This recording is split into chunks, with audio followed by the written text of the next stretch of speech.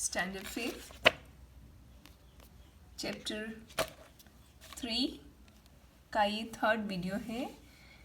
Second video में हमने यहाँ तक डिस्कस किया था कि सारे क्रोकोडाइल्स हेयर को बहुत ही बुरी तरह से पीट के उसको सी शोर पे बीच पे डाल देते हैं। वो बहुत ही बुरी हालत में हेल्पलेसली बीच पे पड़ा होता है।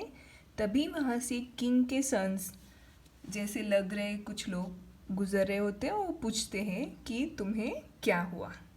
अब आगे, the hare lifted up his head from between his paws.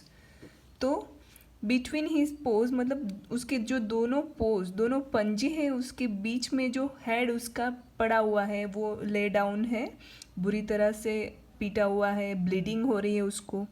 तो वो उन दोनों पैरों के बीच में से अपना जो हेड है उसको, सर है उसको धीरे से उठाता है एंड आंसर्ड देम। और वो जो उसको क्वेश्चन पूछते हैं उनको आंसर देता है, saying I had a fight with some crocodiles. मेरी कुछ क्रोकोडाइल्स से फाइट हो गई, बट आई वॉज बिटन, लेकिन मैं उसमें पिट गया। And they pulled out all my fur, और उन्होंने मेरे सारे फर्स खींच डाले। And left me to suffer here, और मुझे यहाँ पे तकलीफ़ में सफ़र सहने के लिए छोड़ दिया। That is why I am crying, इसीलिए मैं रो रहा हूँ। Now one of this young man had a bad and an unkind nature. अब जो मैन थे, ये फ़ोटो में हम देख सकते हैं 4 लोग थे, उसमें से एक था यंग वाला मतलब छोटा वाला, उसका नेचर कैसा था? Bad, a bad and unkind nature था उसका। But he pretended to be kind. Pretended यानी दिखावा करना, पर वो ऐसा दिखावा कर रहा था कि वो बहुत ही काइंड है। And said to the hare, और हेयर से वो कहता है, I feel very sorry for you. मुझे तुमसे तुम्हारी ये हालत देख के बहुत दुख हो रहा है। If you will only try it, I know of a remedy which will cure your sore body. मतलब कि if you will only try, अगर तुम ट्राई करना चाहो तो मेरे पास रेमेडी यानी इलाज, तुम्हारे इस तकलीफ़ का इलाज है, विच विल क्योर योर सोर बॉडी, जो तुम्हारी ये सोर यानी इंजर्ड बॉडी को क्योर कर सकता है। Go and bath yourself in the sea. जाओ और सी में पहले बाथ ले लो, नहा लो। And then come and sit in the wind, और फिर इस खुली हवा में बैठो। It will make your fur grow again, जिससे तुम्हारे फर्स फिर से आ जाएंगे। And you will be just as you were before, और तुम जैसे थे वैसे हो जाओगे। Then all the young man went on their way. उसके बाद सारे ही मैन जो आए थे वो चले गए। The hare was very pleased thinking that he had found a cure. अब हेयर बहुत ही खुश हो गया, थिंकिंग सोच के कि उसको एक इलाज मिल गया। He went and bath in the sea and then came out and sat where the wind could blow upon him. और फिर समंदर में, सी में नहा के वो ऐसी जगह बैठ गया जहाँ पे उसको अच्छी हवा मिलती। Then but as the wind blew and dried him, his skin became hardened. अब जैसे जैसे विंड ब्लो होने लगा वैसे उसकी स्किन हार्डन, मोर एकदम हार्ड होने लगी। और and the salty sea water increased the pain so much that he rolled on the sand in agony and cried aloud. तो फिर उसको क्या हुआ, जो सी वाटर में वो नहा के आया था उसने उसका पेन इंक्रीज कर दिया, बढ़ा दिया। और वो अब उस पेन में दुखी होके, अगोनी दुख में वो क्या करने लगा, ज़ोर से क्राइड अलाउड, ज़ोर से रोने लगा, अपनी बॉडी को रोल यानी वो जो किनारे पे जहाँ पे वो बैठा था वहाँ पे वो सैंड में अपने आप को रोल करने लगा, घिसने लगा। Just then another king's son passed by. उसके थोड़ी ही देर बाद दूसरे किंग का सन वहाँ से पास हो रहा था। Carrying a great bag on his back. उसके पास बहुत ही बड़ा एक बैग था।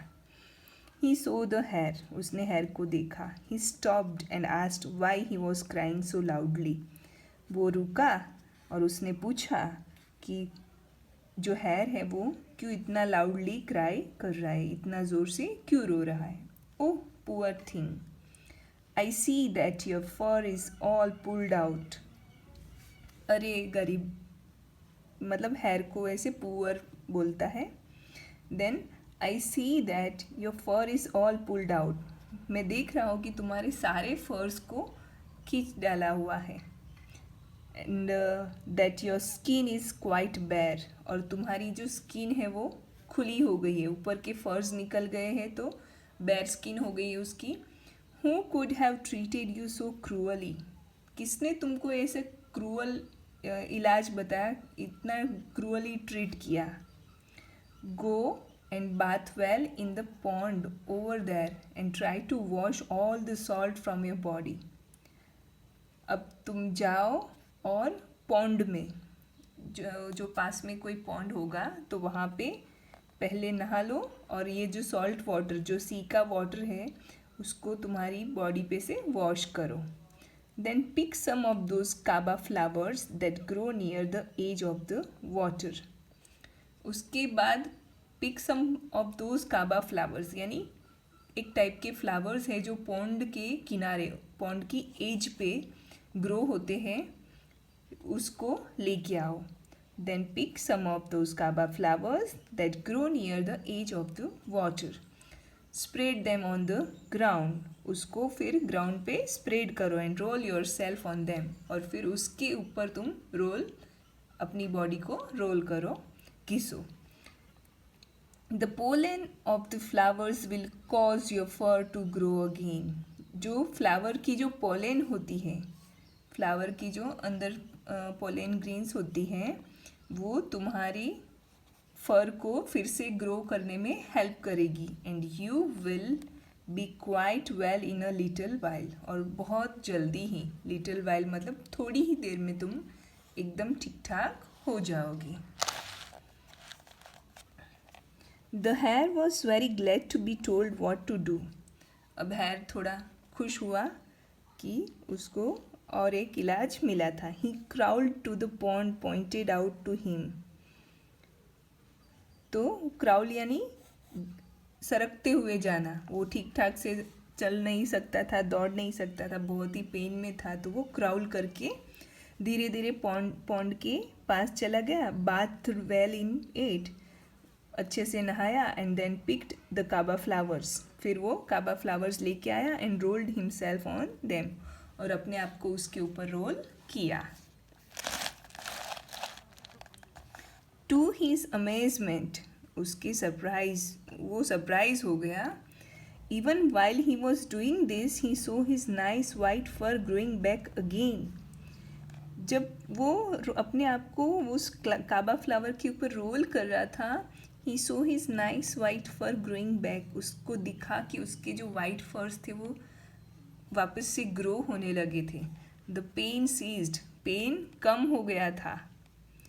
And he felt fine just as before all his misfortune.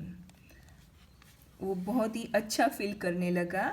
As before all his misfortune मतलब उसका जो सारा मिसफॉर्चून था वो अब ख़त्म हो चुका था। उसके मिसफॉर्चून, उसकी सारी तकलीफ़ों के बाद अब वो बेटर फील करने लगा था।